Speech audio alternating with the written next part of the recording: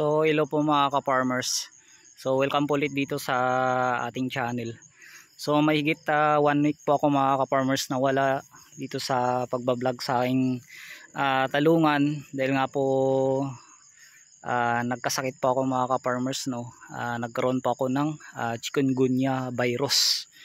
So ngayon timing din po na simula na nagkasakit ako, bumalik po yung alalay ko. So ngayon bali siya muna yung nag-aalaga ng mga hayop ko, pero dito sa aking talungan timing lang din po kasi na panay po yung ulan at hindi rin ako makapag-abono, hindi rin makapagpa-spray. So ngayon pa lang yung gumanda yung panahon at medyo sumikat po yung araw, kaya nagpapa-spray pa ako sa kanya ng Selectron at saka fungicide na Score. So mix po silang dalawa.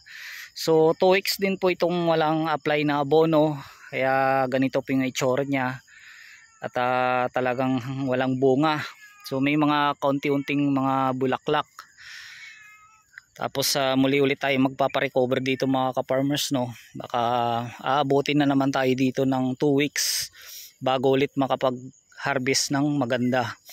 So maganda po yung presyuan ngayon mga ka-farmers dahil nga po halos mahigit 2 linggo yung pag-uulan. So ganun talaga yung mangyayari kapag laging naulan, sigurado na tataas po yung presyo ng mga gulay.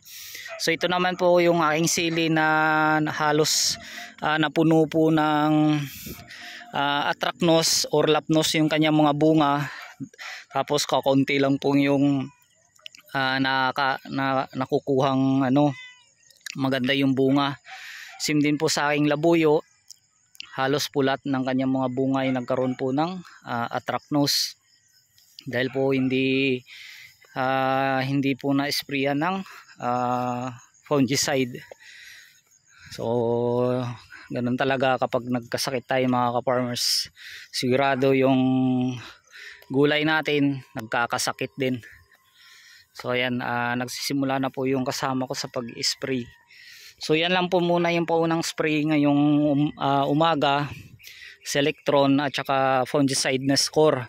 So bali mamayang hapon magbibigay tayo dito ng foliar. So kung gaganda pa hanggang mamayang hapon yung panahon, pwede na po makapag-apply ng abono dito. So dahil naka-ready na rin po kasi yung abono ko doon, bali i-apply na lang po dito sa ating talong. So yun lang po muna mga ka-farmers yung update ko po dito sa ating talong na so timing po ngayong September 3 po ito, nag 4 months. So pasok na po ito sa 4 na buwan.